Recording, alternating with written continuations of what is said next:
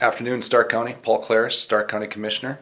Today is the first installment of our safety or public safety roundtable series, and today's the first guest that we have is Mr. Chief Jeremy Presnell from the Dickinson Fire Department. Welcome.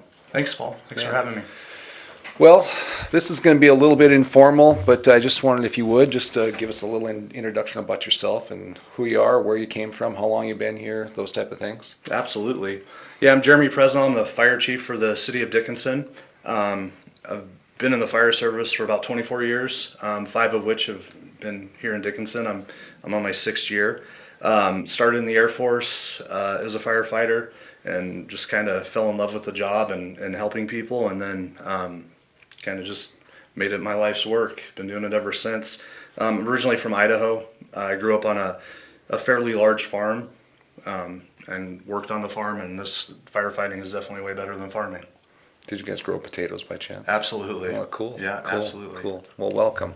What's current staffing levels look like? Yeah, we're sitting at about 42 full-time employees between fire and EMS. And then I think we have about 17 part-time firefighters that essentially are on call. So when we have major calls, they'll come in, or if there's a massive influx of calls during the day and we need the extra help, they're willing to come in, leave their full-time jobs. And it really just kind of envelops the department. Mm-hmm. How have those staffing levels fluctuated, up or down? Are they the same as when you came in 5 years ago? We've seen some pretty significant growth in the 5 years I've been here. It was very slow at first, but with the addition of the ambulance, we essentially doubled in size. We had to really up staff to be able to cover the 3 ambulances and make sure that we had adequate EMS coverage in the city and in the county. Okay. Can you tell me a little bit about maybe some of the different things that you've brought to the fire department? I mean, some of the advances that you have made as a department since you started. Yeah, absolutely. I think the previous chief set a really good foundation for me to work on. So kind of a little easy to step in and kind of take the reins of the fire department. I came in with a real amazing team. A lot of the stuff we've been doing is just fixing some of the problems that are being seen nationally in terms of recruitment and retention of firefighters, because we were suffering from that a little bit when I first got here. We'd have an opening, maybe get a handful of applicants, and we kind of started to fix that problem. There's like a true North Dakota, and we don't wait for somebody else to fix our problem. Mm-hmm. So we kind of gotten a collaboration with the CTE, started a high school fire program. That's been super fruitful for the fire department.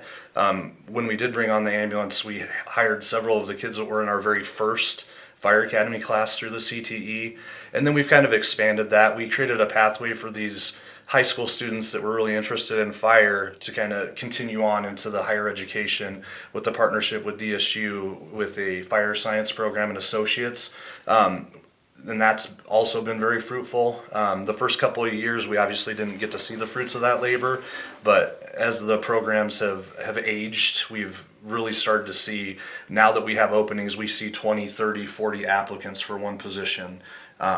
We kind of started to see the issues on the EMS side, and we have most recently, it should actually be released officially here in the next few days, we will be starting a paramedic program at Dickinson State that will be a partnership between the Dickinson Fire Department and Dickinson State, just like we have with the fire. And then they've asked us to expand the fire science program into a bachelor's program. So we have all that coming this fall. Just wanted to recap a little bit of some, real recent history.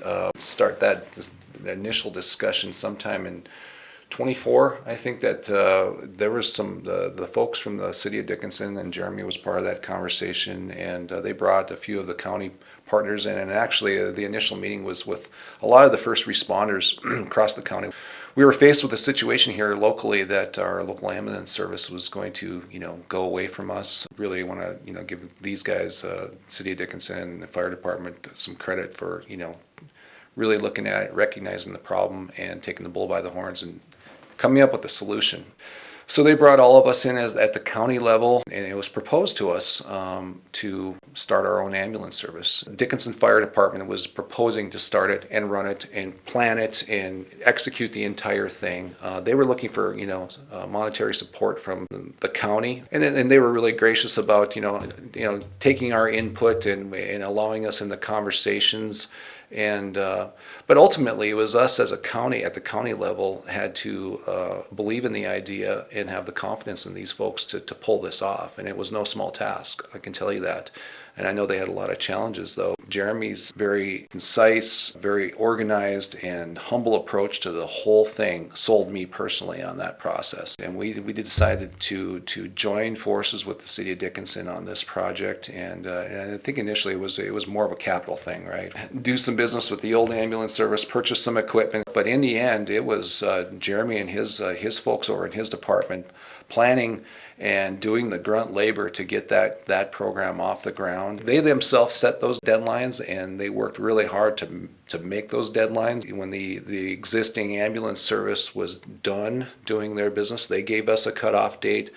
These guys were ready to mount those ambulances and get out there and do the work when the time came. So I got to give them a lot of credit, and we just got them discussing, they've taken it even to a next level. I mean, some of that process was, buying the equipment's one thing.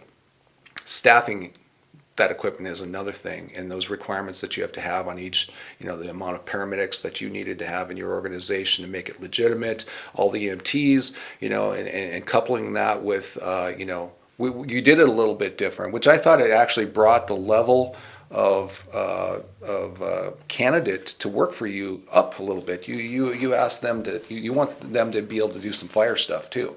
Anyway, so let's talk about a little bit more about the ambulance. How you kicked off this July 25th. July 1st. July 1st Yeah. of 25. Yep. And let's talk a little bit how it's gone and how are things. Yeah, I think first and foremost, I think paying a little credit to the Dickinson area ambulance. They were a pillar in this community for 40 plus years, and they did an excellent job. I think just giving them a shout out. The owner of the ambulance was looking to retire, so he was looking to get out of it, and that's what kind of presented the opportunity. And you're exactly right. I mean, I think we took the investment from the commissions, the taxpayer dollars, very serious. That we don't take that lightly, and we tried to really stretch those as far as we could and get what we needed to be able to do the job. It was a very unique situation in that essentially at midnight they stopped and we started.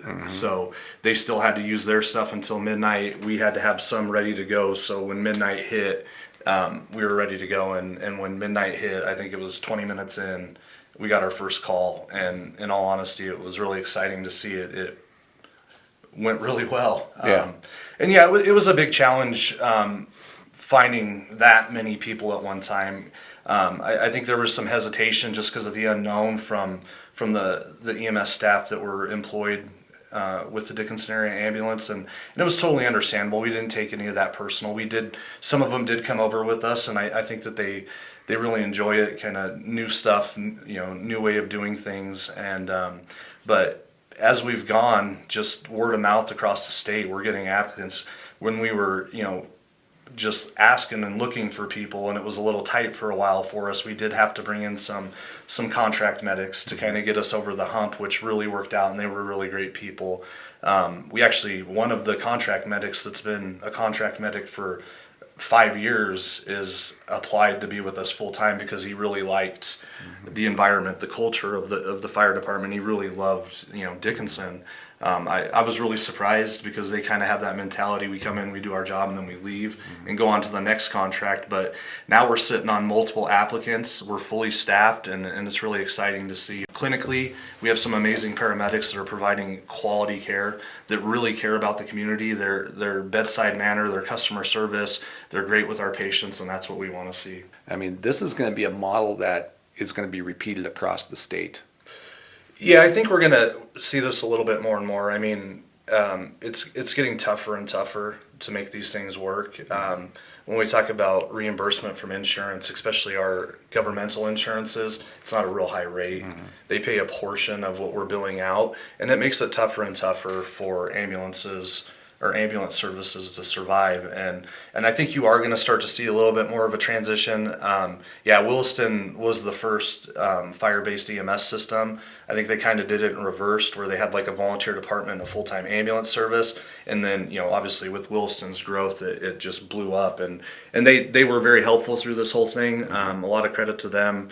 They were, a group that we could reach out to as we were working through this with so many unknowns, and they gave us a lot of tips on what to expect and kind of how to navigate some of these systems. But it's looking like it's probably going to be a slight transition. I don't know at what rate it's going to happen, but I think there are other departments looking at this because it probably is a little more efficient in terms of cost wise, being able to share the same infrastructure, the stations, the dispatch, the finance departments, all these ancillary services that we utilize within the city, maintenance, to kind of be done under one roof. It is a little cheaper model to deploy, but fire departments aren't as well equipped as an ambulance service to provide EMS. So it's going to be a lot of training, a lot of education, and that's one of the big things that we saw as we did this transition. Well, I know that just going through the process and seeing what it costs to start an ambulance service, and what, we didn't have to buy a building. Like I say, you talk about basically coupling it with your fire department and so on and so forth. That's the challenges that I see that some of the the local small ambulance services, or the rural ones. I can't even imagine. It's got to be really tough for them. The equipment alone is extremely expensive, and then of course manpower. It's one thing, you can buy all the ambulance you want, but you have to have the manpower. You have to have the right manpower in there. So then that's getting tougher and tougher. How big is the district? What's your district? What are the boundaries of the area that you cover as an ambulance service? Yeah, it's a decent sized district. To the north, we go into Dunn County. We cover about 300 residents into Dunn County. To the east, we go just a little bit past Gladstone, and then the Richardson Ambulance District picks up, but they are BLS, so we do ALS intercepts with them. We get called, I wouldn't say frequently, but occasionally to intercept with them. Then we go down south to the border with New England and down into Leffer, and then about to, just outside of Belfield. So just so everybody knows, how many actual, how's a daily, a day in the life of ambulance? How many ambulances are ready for action every day? Yeah, so we have 3 fully staffed ambulances with a paramedic and a firefighter, EMT. So 3 ALS ambulances ready to go 24/7. And then all of our fire apparatus and our staff vehicles are also licensed as QRUs. So if we do get to a point where all of our ambulances are out because of the call volume, we are able to deploy out, fire trucks or staff vehicles that can start to provide aid immediately. So that gives me another thing to think about. So how do you work with partner agencies on a random call in Leffer? Do you work with the local rural fire department in any way, or how does that work? Yeah, absolutely. We, being that we've been a fire department for a while, we're new into EMS for transport, but obviously been around for a while as a fire department. We have a lot of these relationships. We do rely heavily on like the Dickinson Rural Fire Department out in the county. They're willing anytime we call them if we need help with access, or it's a high acuity call like a CPR. Manpower is kind of an important thing, having a lot of people there to assist, because that can be a prolonged call for us. They're always willing to come help. Same thing with Gladstone, pretty much anybody around. We work with the sheriff's department, with the police department. Really good relationship with emergency management. They're there for us on some of these bigger incidents where we can call and get some of the stuff we need for the long haul. What are your standards as far as response time on a fire? We do try to adopt the national response times through the NFPA. We always shoot for about a 5-minute, 20-second response from the time we're notified and to the time we get on scene, and we do pretty well. There are situations. What we've recently kind of seen is it seems like traffic's really picked up in Dickinson, and then of course you couple that with construction in the summer, it slows us down a little bit. So that's one of our major concerns, is making sure that we're getting the right equipment on scene as quick as we can and as safely as we can. that's always a concern to me. But we're right there within a few seconds. Usually, sometimes we're under by a few seconds. Sometimes we're over. And the great thing with the team that we have is we are our biggest critics.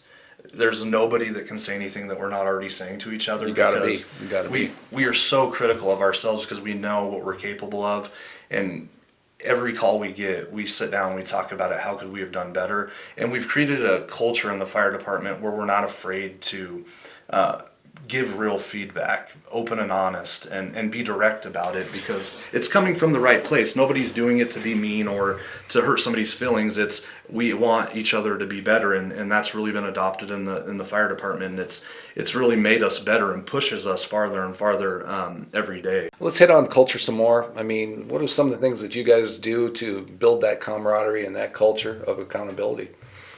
A lot of people joke about this, like especially having all these new people coming in.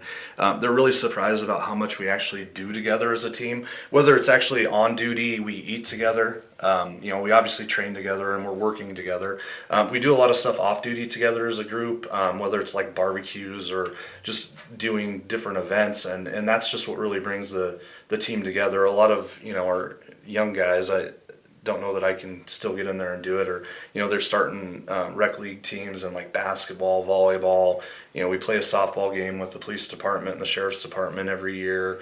I think we've done dodgeball a few times. It's that kind of stuff that really builds the camaraderie and brings the team together, and we truly try to keep a family environment. We welcome, for supper, people's family coming in and eating with them, stopping by, because our firefighters and our EMS folks do work a 48-96, so they're on duty for 48 hours and then they're off for 96. But that is a long time to be away from your family, and believe it or not, like I'm so thankful for the significant others of our firefighters that hold down the fort while we're at work and allow us to do what they do. They're equally as responsible for our success, because they're the ones taking care of the kids. They're the ones, getting the kids ready for bed and putting together the parties, because we're getting called out at all different times or we're on shifts. So, but yeah, it's just that family environment. We really strive for that, and it's really important to everybody. And through this transition with EMS, bringing on that many new people, one thing going into it we really talked about was, how do we maintain this culture? We knew we were going to have to adapt a little bit, because that was a significant change in the organization, but how do we maintain that core culture that we all worked hard over the last 5 years to build? It was just constant attention, doing stuff together, having conversations, and it just kind of redirected itself. What do you see as future challenges for your department? Just keeping up with costs. I mean, we're seeing it everywhere, and the fire service and EMS is not exempt for it. I mean, we've seen an increase in the cost of fire trucks. Back in 2015, a fire truck cost $500,000, and today in 2026 we're at 1.3. Yeah. North Dakota obviously adds some unique features that we have to get with the cold, in terms of like extreme weather packaging and stuff like that does add a little bit of cost, but we're seeing significant increases in prices. This is all across the country. Same thing with ambulances. An ambulance used to be a couple $100,000. Now they're pushing upwards of $500,000. We were able to reach out to a vendor that we have a relationship with, that they do sell fire trucks and ambulances, and they were super great with us when we had the conversations. They kind of started talking, and they were ready if the transition was going to happen, if it all got approved, because we were on such a short time frame of when it was go live, that they took a risk, and I think that they kind of held some spots for us and communicated with the manufacturers that this was a situation, and they were super good about that and held some spots for us. And it wasn't going to be a major deal if it didn't happen, because they can fill them quick. Yeah. But they held the spots for us, and when it all got approved, we were quick on the trigger and got these ambulances going, and they're set up. Some of that's dictated by Century Code and the EMS administrative rules. We have to have temperature controlled the patient compartment, hot and cold, not just keeping them warm. It's about keeping them cool as well. Sure. So we did have to add some additional features there, but I think we've got a really good product, especially in that short time frame. Just give us a little history about the firehouse downtown and some of the challenges that you have there. Yeah, I mean, before the ambulance was even a discussion item, we had started with a feasibility study on the downtown station. It's an older station. It used to be City Hall. It used to be Public Works. It used to be the police department. It kind of housed all of the city government for Dickinson, and then it was also a fire station as well. It's a very old station. If I tried to guess on the dates right off the top of my head, I'd probably guess wrong. But the foundation it's sitting on, there was a foundational wall that was from the very original building that burnt down, which is over 100 years old. And I think later into the early 1900s, like 1910, they rebuilt that, and that the main portion of the building is that original building that they rebuilt, and then they had an addition in the 70s. But obviously back when that station was built, it was not designed to hold tens of thousands of pounds of fire trucks or ambulances. It was honestly designed for horse-drawn Sure. fire engines. Yeah. We still see some of the features in that station from those days. Yeah. In terms of cistern and the chutes and where the horses were. But we're starting to see that impact. That original foundation wall was starting to collapse. It's an old rock foundation. On one of where the addition starts and the bay is, and where the actual fire station is, was starting to collapse and deteriorate. And we actually started to get about a 5-inch lift and drop every time the fire truck drove over it. So we obviously had some engineers come in and look at that, and it was really starting to go bad. And So do you still have fire trucks down there, right? we do, yeah. We still utilize it, but there's a lot of issues with that fire station. Most recently, in the last month, we've been dealing with CO leaks from the furnace system. Now, on 3 occasions, we have found leaks where the guys either woke up with a headache and got the meters out, and they did find. So you guys have done some assessments. I mean, looking to the future, and have they included renovating that building as well, and you've actually looked at possibly a different site altogether, right? Okay. Yeah, we've looked at several different options. There was a look at what it would take to renovate that, and I think the major concern with the renovation is the unknowns. There's rumor that there is an old cistern underneath there. Obviously, that would take some additional cost to mitigate a big hole. There's concerns with the asbestos and the mitigation to deal with that. Like all old buildings. Yeah, when they were fixing the floor, we did have it reinforced a little bit, so it would a short-term fix to make sure that we didn't have a truck fall through the floor. But as they were cutting away the concrete to replace, there was actually asbestos fibers in the concrete, which obviously once you start finding that stuff, the cost. So I'm gonna make some assumptions. I don't know your operations, but I imagine you still have fire trucks. You're still operating out of there, but that is those trucks. I imagine respond to anything south of the railroad tracks. Basically, is that? I mean, the closest, right? Yeah. So the station one, the older station that we're looking at what to do with runs the majority of our calls. It runs about like 65% of the call volume. Okay. We do have the city split as well as with the county. Originally we used the interstate because it was an easy cutoff, but as we brought on the ambulance, we wanted to really better distribute the load of calls on the different stations, and we worked with emergency management and through GIS, and they were able to kind of break it up, and we now have a line. But yes, they take anything south. Okay. Believe it or not, Station 1 is actually, it's quicker to get to Walmart than from Station 2. Is that right? Yeah, because of the traffic, because of just the turns and stuff. Once they hit, it's actually quicker. They hit the intersection.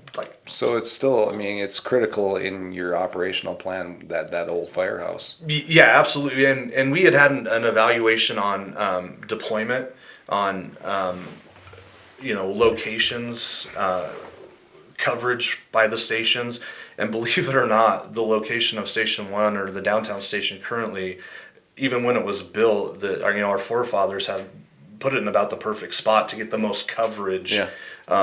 In the city, and even with the growth that we've seen, it's in a really good spot. So somewhere in that area is going to be our best best placement to get coverage. So just hypothetical, right now you don't have room for ambulances there, but if you had room for ambulances there, would you have an ambulance station there? We actually do have ambulances. Oh, you there. do? Yep. So we have one staffed ambulance down there. Okay. It's because of the size of the station, the sleeping quarters, stuff like that. We're limited to one ambulance. It would make sense to actually have two downtown because of the call volume and just everything that goes on downtown. But because of room and space, we have two ambulances at the Public Safety Center. Let's talk a little bit about, we talked about, you have 3 ambulances total, right? You have one in the South Station, Station 1, Yep. and then you have the other 2 up here. Where do you see that going? Is that the perfect number, or do you see is there any advantage potentially of going with another ambulance, for instance, in the future? We're compiling the data. I really like to make data-driven decisions, and being as new as we are in EMS, I think sometimes even for us we forget it's only really been like 8 months that we've been doing this. But I don't have a full year's worth of data to really start aiding in these decisions. Right now, I think we're sitting pretty good. We go through these influxes throughout the day where we might not be running calls, and then all of a sudden we have 3 calls going on at the same time. And in all honesty, it's about a little over 60% of the time we have 1 or more calls happening at the same time, where we have 2 ambulances out. That doesn't include any of the fire calls that are sprinkled in there. That's just EMS stuff. So we do see a lot of issues where we're out at the same time. But if we're going to look at anything, I don't think another full-time ambulance is going to be the answer quite yet. I think it's going to be more of looking at a more dynamically deployed ambulance where maybe they're on a little different schedule. They come in on the days that we've identified as busier days and busier times, and we upstaff that, and then they go home. It's not a full-time ambulance, though. Okay. Not only are you responding to calls, but there is some expectation to do transports, right, from our local hospital to whether it be Bismarck or Billings or whatever. And just tell me a little bit about that and the plans that you guys have implemented to handle that. Given that our hospital is a critical care, or has a critical care designation, that obviously comes with some limitations for the hospital and their ability to have certain specialties here.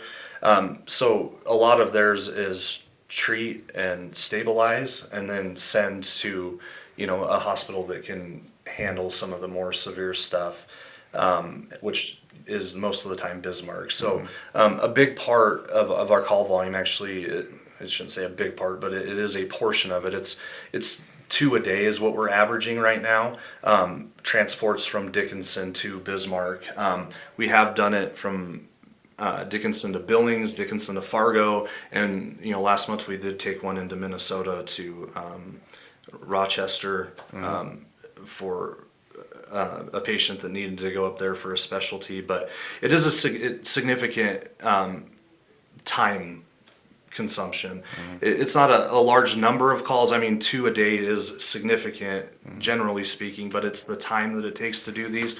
Each transfer from here to Bismarck is about a 4-hour turnaround time from the time we get notified to the time we go to the hospital, pick the patient up, take them to Bismarck, drop them off, and then come back. So, What's the staffing level for a transport? Depending on the call type, it can be anywhere from a BLS, so we can use 2 firefighters and send them down the road because they all are EMTs. If it's ALS, we have to send a paramedic with it, with a firefighter EMT.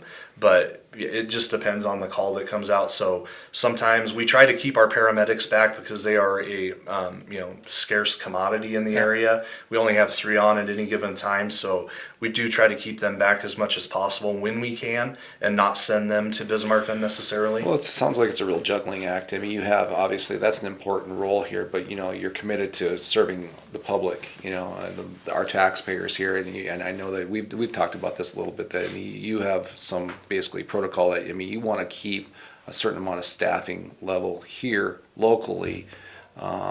We can't have all those ambulances out transporting. The way it sounds to me, you could be transporting all the time. You could have your own service just transporting, the way it sounds to me. But I know that you guys have had those challenges of trying to just keeping enough manpower here locally just to take care of our local needs and making that a priority, right? Yeah, going into this, I think that, with the stakeholders that we got together through the initial discussions with the ambulance was we needed to prioritize 911 response within our community. And we did take that to heart, and we did, deploy a guideline, and it's exactly that. It's a guideline. It's a starting point for us that we'll only have one ambulance out of town at a time, so out of our response district on a transfer. We have deviated from that because we do want to be a good partner with the hospital, and we have stepped outside of that. We've brought in extra crews to send down the road when we can. Yeah. It can't happen all the time because my staff, our team, they work and they want days off as well. But they've been really great about when we see the increase that they're willing to jump on and help and take a transfer. But yeah, so we have that. We put in place some weather guidelines. Again, I'll emphasize their guidelines, kind of starting points where we start to look at it, and we have gone outside those multiple times now and taken patients, especially when they are emergent transfers. We do have to treat those like an emergency when the hospital has an emergent transfer. The non-emergent ones, we have a little bit of flexibility, but we've never turned down a transfer. We always give an ETA. And inform the hospital it's going to be an hour, it's going to be 15 minutes, whatever that time is going to be based on where we're at with the ambulance. And we do always offer up, you're welcome to check around with the neighboring services, and if they're willing to take it, Sure. we're okay with that because it is our response area. Yes. And we're grateful for our proximity to Medora. And we know that they're building a big library over there. I heard something about this. Let's talk about, what you guys have got planned for staffing levels for both ambulance and fire during that time frame. This has been one of those situations, there's just so many unknowns. We've kind of just put together a plan on if we start to see the influx, that we can quickly start bringing people in and up staff and increase what we have going on. But there's a lot of major concerns. We've been in meetings with the state, with the Southwest Health District, and there's a lot of these unknowns on what's going to be available for us, what the state's going to provide, and the capabilities of our surrounding public safety entities around us. With all these dignitarians potentially coming, that puts additional stress on the system. With specific visitors that may come, they require an ambulance with that motorcade 24/7.